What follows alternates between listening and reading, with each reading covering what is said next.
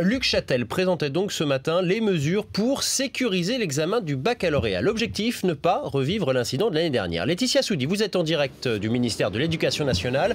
Le ministre a formulé 5 propositions ce matin.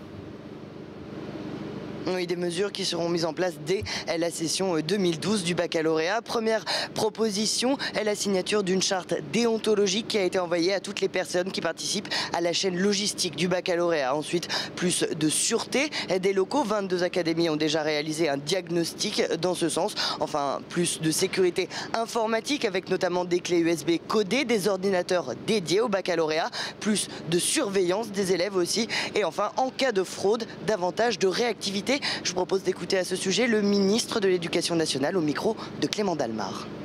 Aujourd'hui, le système de procédure disciplinaire n'est pas suffisamment réactif puisque les commissions se réunissent au sein des universités bien après la rentrée des classes, au moment où les élèves potentiellement fraudeurs sont déjà intégrés à l'université. Donc nous proposons des décisions beaucoup plus réactives, c'est-à-dire une commission qui soit pilotée par le recteur et une commission qui se réunisse dès la fin des épreuves du baccalauréat, c'est-à-dire au cours de la mi-juillet. Voilà la proposition qui sera faite au prochain Conseil supérieur de l'éducation. Et ce matin, un second rapport a été présenté sur l'évolution du baccalauréat. Luc Châtel part d'un constat simple, cet examen est à bout de souffle. Alors, pas question de remettre en cause ce symbole, ce rite initiatique selon lui, mais il faut apporter des améliorations. Car aujourd'hui, il ne certifie plus d'un niveau de connaissance, il ne joue plus son rôle d'intégration dans l'enseignement supérieur.